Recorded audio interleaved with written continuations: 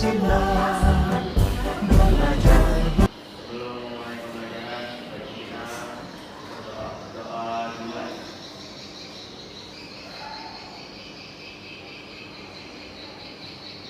Doa selesai.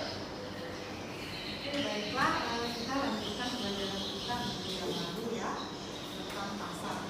Minggu yang lalu kita udah menjelasin jenis-jenis pasar, dan Ibu sudah memberikan penjelasan kepada kalian untuk membuat apa ya, kerja kelompok membahas. Sebelum kita mulai pelajaran, ada pun tujuan pembelajaran yang harus kalian capai pada hari ini, yaitu kalian harus bisa menguasai jenis-jenis pasar berdasarkan skripsinya itu secara lengkap. Masing-masing pasar persaingan sempurna, baik ciri-cirinya, kelebihannya, kekurangannya, rupanya, contohnya harus kalian kuasai dan bisa mendeskripsikannya secara nyata dalam kehidupan kalian sehari-hari. Baik itu pasar oligopoli, monopoli, dan pasar apa lagi? Pasar monopolistik. Ya. Kira-kira sebelum kita memulai pelajaran ya, Ibu apa dulu ya anak-anak ya, biar lebih tenang ya untuk memulai pelajaran. Coba kita semua rilekskan dulu, badannya rileks. Tenangkan pikirannya ya. Semua tangannya bisa di bawah kepala, kaki atau di atas meja bisa. Rileks ya, sampai ya. Biar hilang dulu semua. Tarik nafas dulu yuk, tarik. Tahan sebentar. Lepaskan. Oke.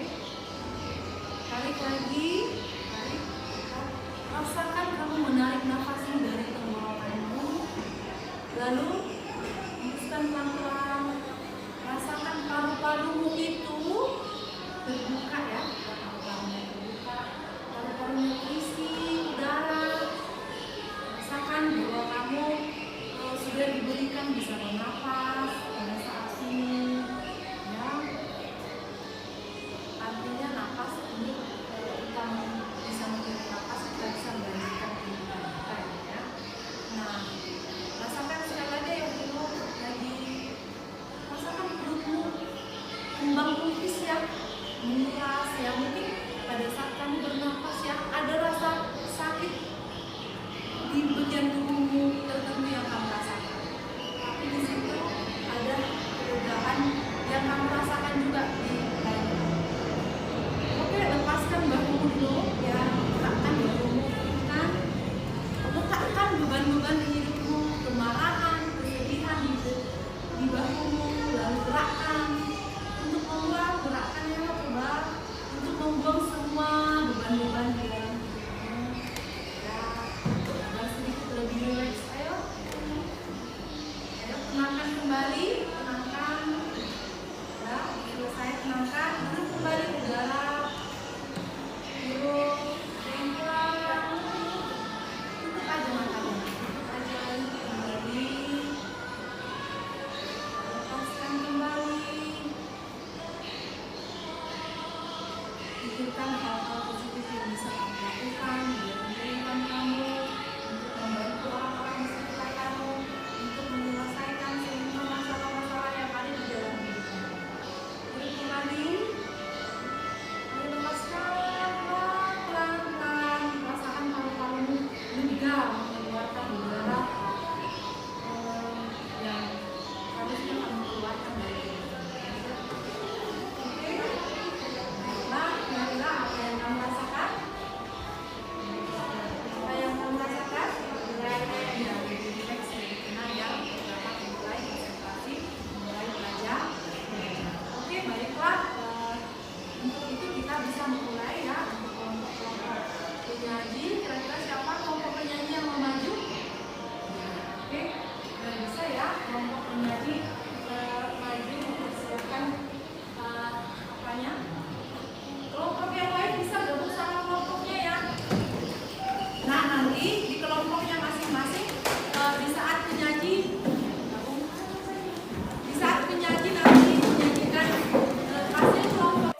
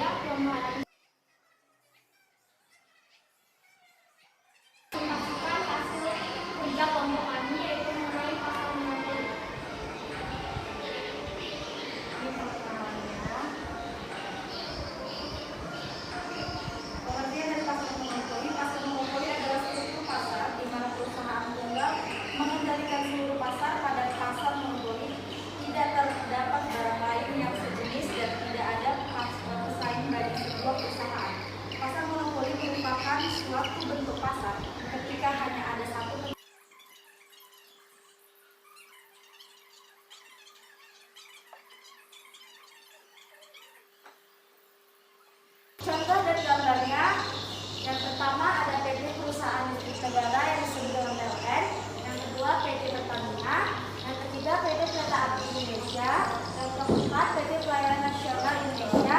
Yang kelima, perusahaan daerah air minum atau PDAN. Yang keenam, Balai Usaha Logistik. Dan ini gambar-gambarnya, lihat ini PLN dan itu Pertamina. Dan ini KAI, itu pelayanan Indonesia. Ini perusahaan daerah air minum, bisa dilihat, dan itu Bulog.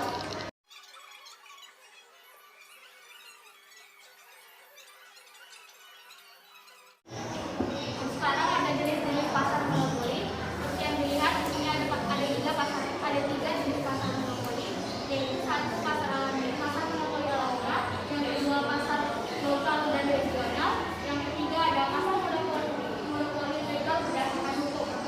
Yang pertama, pasar monopoli alamiah.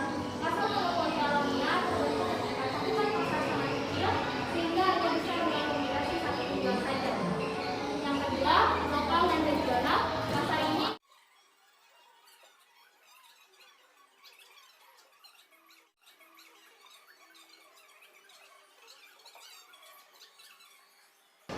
sampai di sini ada kira-kira dari kelompok-kelompok yang lain, dari teman-teman sekalian, ada pertanyaan atau yang kurang jelas atau ada kalimat yang sulit dipahami. Apakah pasar monopoli bersifat legal atau resmi?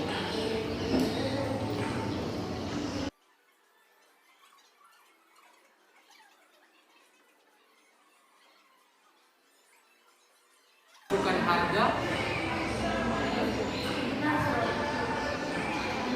di pasar tersebut.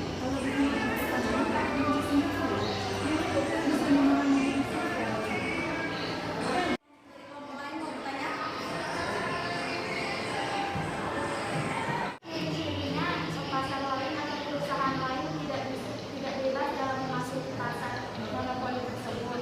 Kenapa hal itu terjadi? Apa yang membuat perusahaan lain sulit masuk ke pasar itu? Ada kemudian dari kelompok lain. Kenapa? Karena perusahaan monopoli tidak bisa terdapat Di sini kami akan menjawab pertanyaan dari beberapa kelompok. Yang pertama, apakah pasar monopoli bersifat legal? Ya, pasar monopoli bersifat legal dikarenakan pasar monopoli itu ada di bawah naungan negara. Mereka bisa disebut sebagai seperti BUMN, seperti Pertamina itu masuk BUMN, dan BUMN itu adalah salah satu yang dibiayai oleh negara.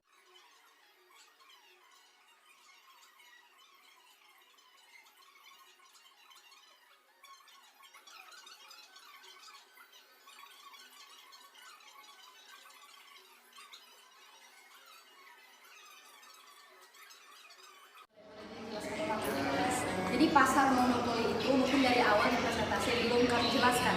Pasar monopoli itu di bawah naungan negara. Jadi mereka bukan perusahaan swasta. Itu sebabnya mereka yang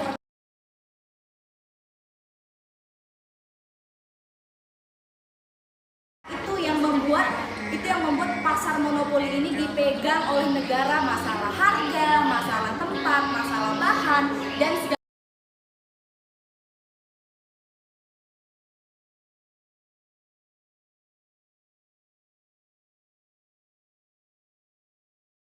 Balik lagi kita ke pertanyaan yang pertama, di kelebihan, karena mereka dikontrol langsung oleh negara. Jadi mereka akan sangat-sangat sulit. Mereka harus bertanya kepada negara lagi, apakah kita boleh memasukkan ini, apakah kita boleh memberikan contohnya, kita contohkan aja Pertamina. Kalau Pertamina mau memasukkan barangnya ke suatu tempat, pasti mereka akan meminta izin. Seperti kalau misalnya ada bensin ketengan yang harga 10.000, yang harga 5.000, itu ilegal sebenarnya. Itu ilegal karena tidak ada persetujuan dari negara. Seperti Pertamina yang kayak itu kan, itu sebenarnya ilegal karena tidak ada persetujuan dari negara. Jadi kalau misalnya mau membahas ini,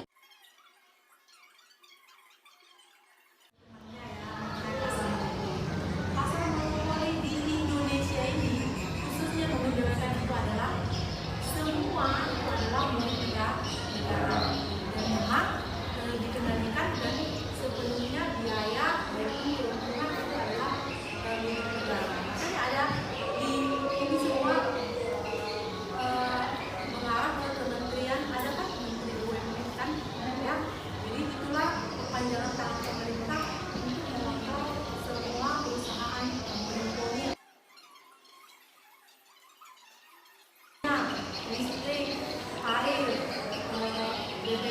kita tidak bisa terlepas dari kehidupan manusia. Ini seperti itu ya. Oke, bisa dipahami nak? Baiklah, presentasi kami. Mohon maaf, terima kasih atas perhatiannya dan sampai jumpa lagi. Kita berikan aplaus. Yang memberikan pendapat. Apa sih yang kau dapatkan setelah berdiskusi? Mungkin kami yang kau dapatkan pada saat sebelum diskusi di sini, pastinya sebelumnya ini kalian berdiskusi di rumah atau di mana aja yang kalian berkumpul. Kira-kira apa yang kalian dapatkan setelah diskusi ini? Siapa yang memberikan apa fungsinya, kapannya, mau coba? Kira-kira apa makna yang kau dapatkan setelah kau diskusi? Peningkatan daripada tersebut kayak cari-cari informasi, terus kayak lebih aktif gitu, terus lagi bantu tugas, pokoknya solidaritasnya itu lebih itu Bu, Dapat ya. nggak sia-sia gitu Bu, dapat juga ilmunya gitu. Belajar dulu bersama kawan kan ya, mungkin ada ilmu yang kita belum tahu, ternyata teman kita dapat informasi. Ayo kira-kira satu orang lagi yuk, siapa bisa memberikan apa sih kira-kira yang kau dapatkan? Ayo ada lagi di sini? Ada nggak fungsinya kalau kita dengan pembelajaran?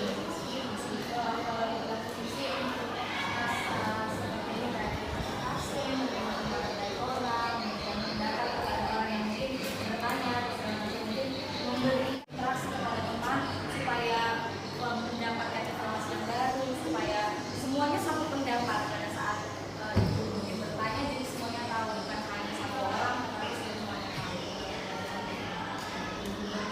Ya, menyatakan pendapat kita ya. Oke, ada lagi kira-kira ingin memberikan pendapat nak? Yang di sebelah sana? Ya, baiklah. Terima kasih ya.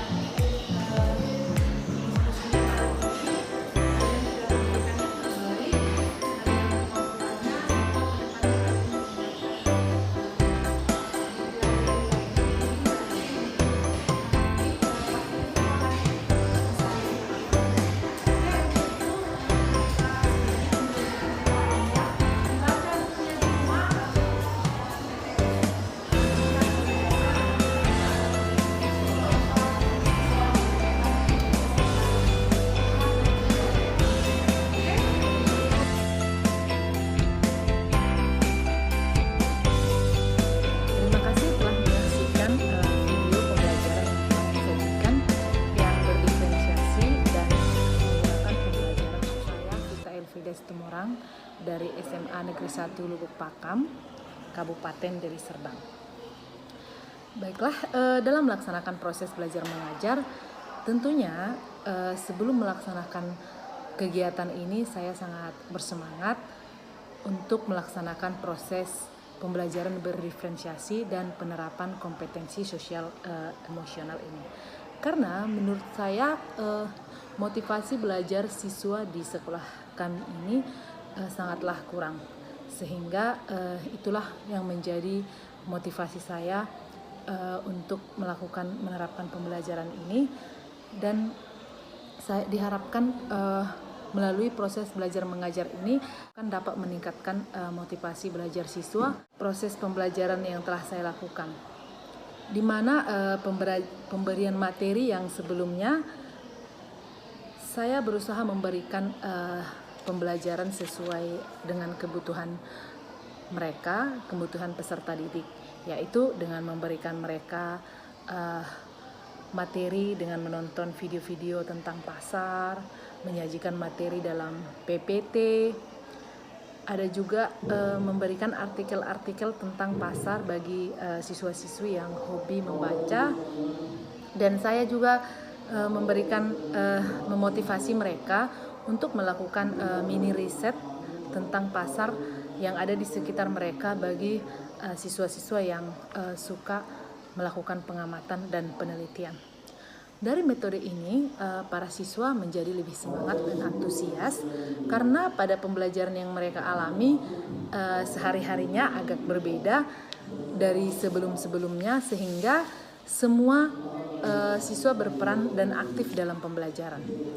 Nah, pada diskusi kelompok juga mereka aktif dalam menggali pengetahuan-pengetahuan yang dimiliki oleh kelompok-kelompok penyaji dan kelompok lain yang mendengarkan. Jadi mereka lebih termotivasi untuk menguasai materi lebih dalam lagi dan lebih banyak lagi. Nah, siswa-siswa juga bebas berargumen dan beradu pendapat secara positif, di mana dengan terlebih lagi dengan pertama-tama sebelum memulai pelajaran saya menerapkan teknik stop, yaitu dalam mengembalikan kesadaran diri mereka di awal pembelajaran, itu meningkatkan dan membuat siswa lebih berkonsentrasi dan fokus dalam mengikuti pembelajaran. Di akhir pembelajaran saya juga melatih keterampilan berelasi mereka. Apa yang bisa mereka dapatkan dari kerja bersama tim dalam satu kelompok? Dapatkah mereka meningkatkan kompetensi sosial mereka dengan baik atau tidak dengan teman-teman satu kelompoknya? Dan ternyata dari hasil refleksi pembelajaran mereka, mereka sangat senang dalam melaksanakan pembelajaran kelompok. Mereka dapat berbagi tugas, berbagi pengetahuan, berbagi ilmu di dalam satu kelompok tersebut. Mereka juga semakin kompak dan dengan teman-temannya dan dapat berempati antara satu siswa dengan siswa lainnya. Tentunya pada perbaikan ke depan menjadi satu hal yang bisa kami pedomani untuk terus menerapkan proses pembelajaran yang berdiferensiasi ini dan secara terus-menerus menerapkan proses pembelajaran berkompetensi sosial emosional. Dan ada banyak teknik yang telah saya dapatkan dalam program guru penggerak. Saya akan mencoba menerapkannya satu persatu yang nantinya akan bisa untuk meningkatkan semangat belajar siswa dan tentunya secara terus-menerus juga akan menerapkan pembelajaran sosial emosional itu. Demikianlah refleksi yang bisa saya sampaikan. Terima kasih atas perhatiannya. Salam bahagia, merdeka belajar.